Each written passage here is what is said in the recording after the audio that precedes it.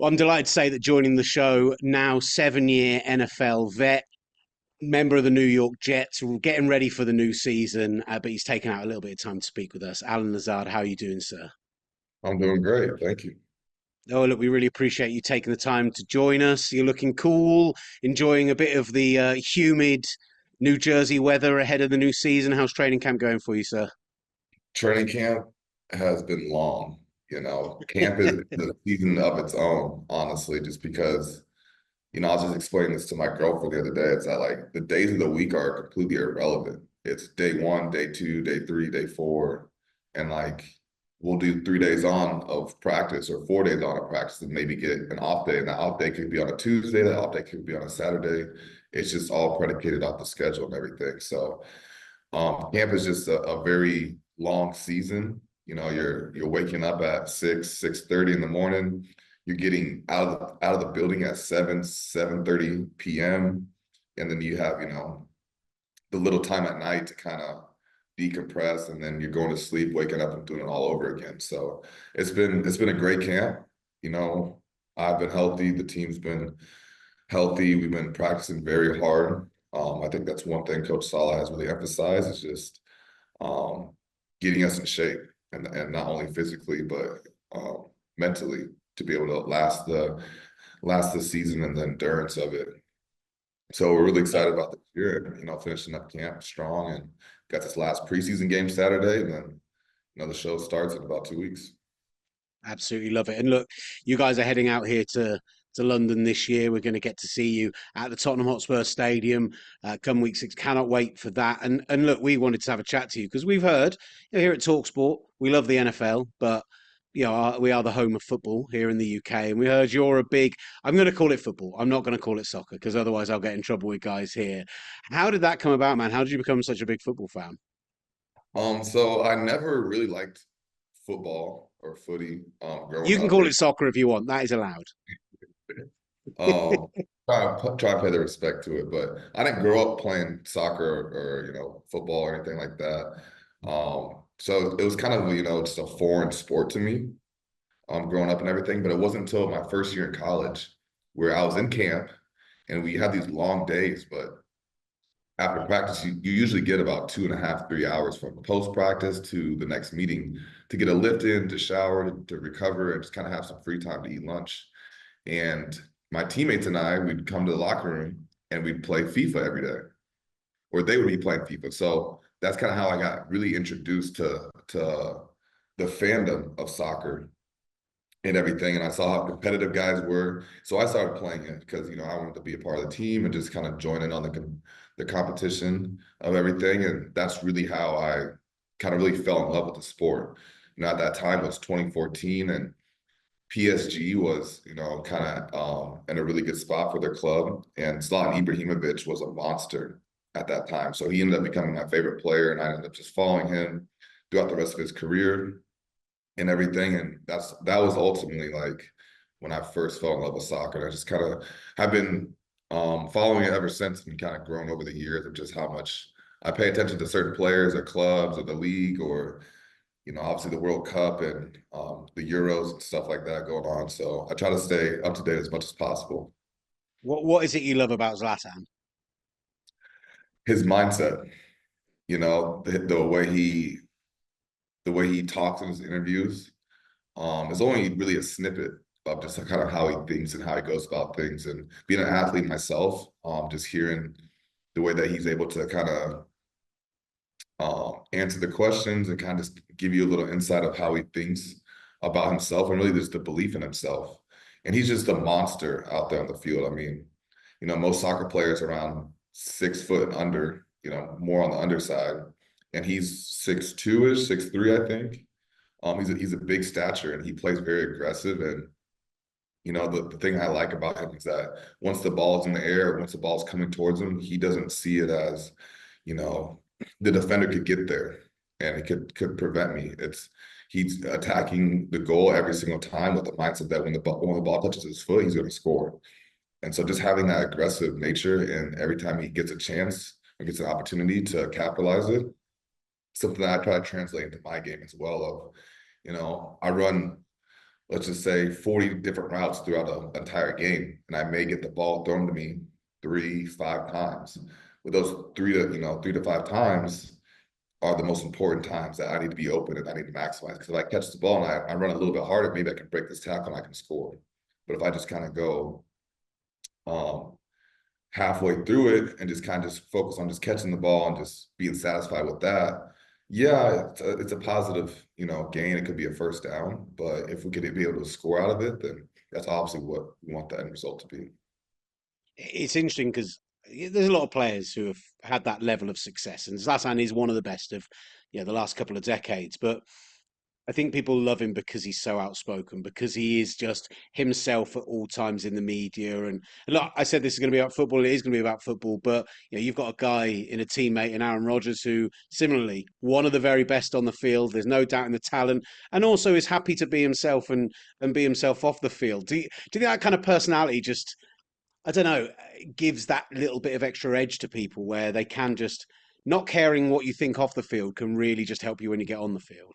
Yeah, it's very inspiring, just to see it within Zlatan, but also with Aaron. I obviously got to share the locker room with him and play alongside of him for the past 6 years and everything. And just seeing how he carries himself and how he may say things that from society you're not supposed to say, or just it's against the grain.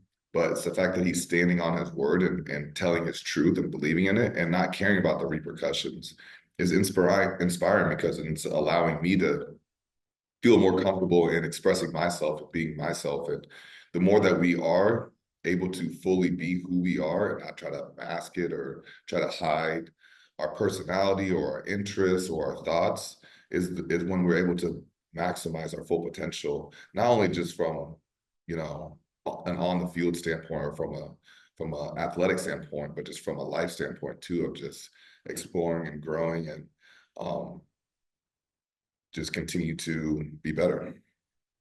Are there any other guys on the Jets? I know CJ Azoma, who was on the team the last couple of years, he came out so hyped to be coming out here.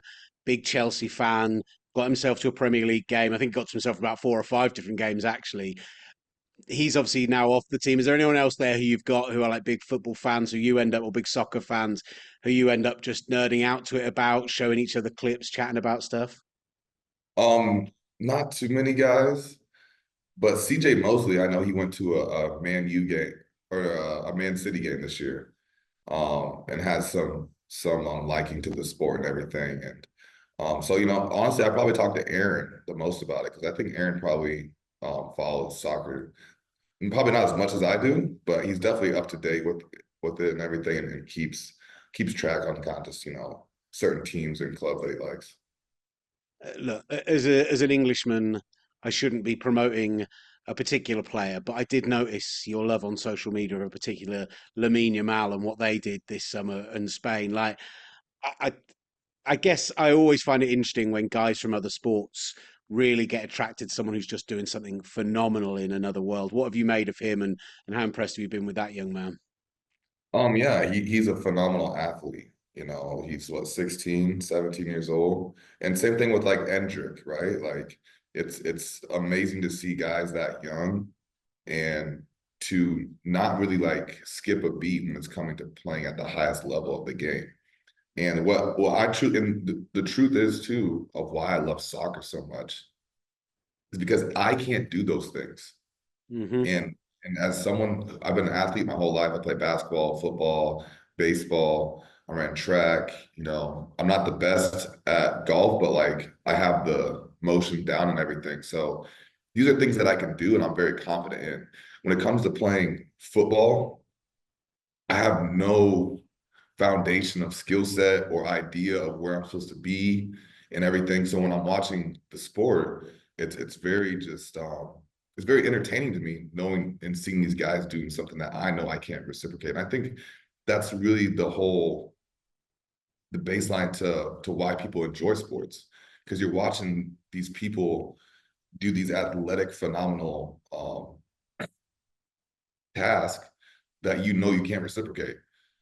You know that when you see LeBron James driving down the middle of the lane, jumping off of one foot and dunking over someone who's 7 foot tall, it's you're blown away because it's like I could never do that. Like even as much as I tried to train, wore the right shoes, had the best angle, it's just some things that you just can't do. And so I think that's what I, what I've really I, I gotta tell you, I've it's the same reason. And one of the things I love in the NFL is I'm a big man. Like I 300 pounds plus and a decent height, and yeah, I watch an offensive lineman run like a 4.8 40, and I'm like, no, that's not me. I might be the size of that guy, but there's no way I'm ever doing anything athletic like that. So I think it's what we all love about sport, right? Like, yeah. it's so amazing to see people do something just at the very, very top of their game.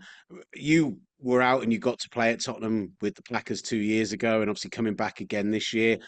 What did you make of that stadium? How special was that whole experience and just getting to soak up that different like English football atmosphere? Yeah, well, just being a football fan, just to be able to play in Tottenham and to be in the stadium, just kind of to be able to experience it. I've never seen a Premier League game or any game over in Europe. So just to be in the stadium and the environment, to be the fans, I think were probably the most um, what I enjoyed out of the entire experience, just because you're having a crowd full of, I don't know, 50, 60,000 people that are all just loving the sport that they're watching. Like there's crowd noise the entire game. Usually there's a home and away game. You have, if you're out there and you're an away team, it's loud when you're out there on offense.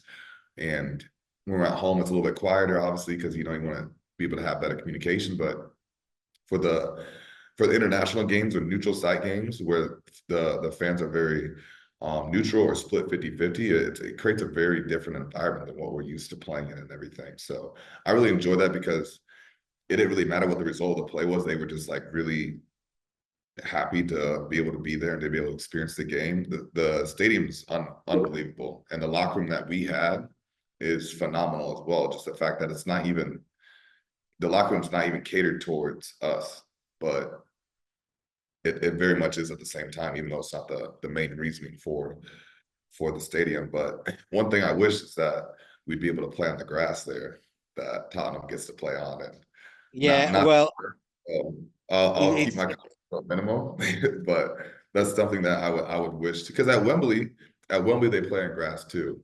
And I was actually with the Jacksonville Jaguars back in 2018 when we played the Eagles there, I believe.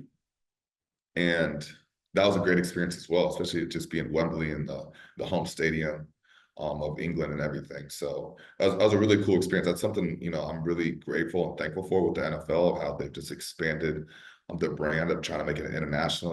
Week 1, you got the Eagles and the Packers playing down in, I think, Rio de Janeiro in Brazil, which is just like, that's a cool perk to being able to, have this job and to be able to play something that we love to do. So I hope, as much as I'm not a big fan of the travel, having to fly there, the time change, and then flying back immediately after the game, then you're still going into the next week after a crazy 48, 72 hours of traveling and playing a full game and stuff.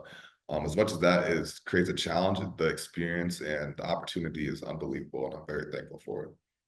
I love that you enjoy it that much, and I hope you get a chance to maybe catch a game while you're out here, or like if not, get here in an off season and really get a chance to enjoy those atmospheres, because it is absolutely incredible as a football stadium as well as an NFL stadium as well. Just on the Jets this season before we sign off, obviously there's a huge amount of excitement for the season which everyone hoped they were going to get last year with Aaron back and healthy, you guys coming together again. Just talk to us a little bit about, maybe as someone who came over from the Packers as well, why people should be so hyped, and a little insight into what makes Aaron so special that it's just raising the expectations so much. Yeah, I think what makes Aaron so special is that he plays the game, or he's able to manipulate the game to its purest form. A lot of the times, just on how football, the dynamic of football, how it works is that the offense calls a play, the defense calls the coverage, and you run it against each other and hope for the best. But with Aaron out there, we can call whatever play, line up, and if he sees something that he doesn't like by the defense, he has the capacity to be able to switch a route, to switch a protection, to switch the play entirely. Maybe it was a run play, now he wants to hand it off. Or maybe it was a run play, now he wants to throw it, or maybe it was a pass play, now he wants to run it. So just being able to have the entire playbook open for every single play makes it so you can manipulate the game where the defense can call the right coverage for this situation. But if we're able to switch our play before we get into the play and everything, and put us in the best, most advantageous scenario to be successful, then it creates a game just a lot more fun and more pure and just more natural. And I mean, that's just, we don't need to get into the fact of his physical ability and skill set that he has with being able to throw the ball and the platform that he, when I say platform, your platform with throwing the balls with your feet in the ground. Are you square stance? Are you stagger stance? Are you on your back foot? Are you on your front foot? Are you someone like in your face where you're having to lean away and throw the ball? And just all those different adversities he has to face with being in the pocket. I mean, like you said earlier, just the O linemen and stuff. You have guys on the other side of the ball, D linemen, who are probably the most athletic creatures on this planet. You guys that are from 6'2" to 6'6", and could be 240, could be 320. And these guys are running 4.6s, 4.7s, and they're quick, and they're agile, they're stronger than an ox, and they're getting paid to rip the quarterback's face off. So when you're taking all that in and understanding and just kind of just what all is going on, and for him to be able to still be poised and then to make an incredible throw in a crunch time moment, it's just like, once you fully understand it, it's just like, wow, this is why they say he's the best to ever do it. And look, man, you've been so generous with your time. Thank you so much. I'm sure you'd rather be studying film and chatting to some random British guy. But the final one I just want to ask is about the young man on your team, Garrett Wilson, because we've seen some viral highlight catches going on in training, in pre-season. Having guys like you on the team, some veterans to work with as well, having a guy like Aaron, what's his ceiling now settled into that offense and with the very best around him? Yeah, I don't think Garrett has a ceiling. I think he's just starting to tap into his true full potential now with Aaron being here and everything. And I think what Garrett does better than anyone else in the NFL is his improvisation. When you run a route, they say to run a slant. It's 3 steps, and then you're breaking it at a 45-degree angle. But what they don't tell you is what if the DB is playing a little bit inside on you?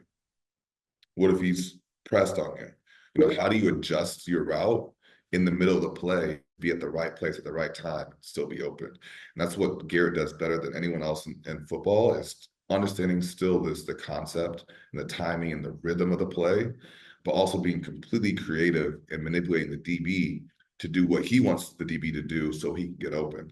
And so I'm very excited for Garrett to have a historical year this year, and to really, just show everyone his true potential.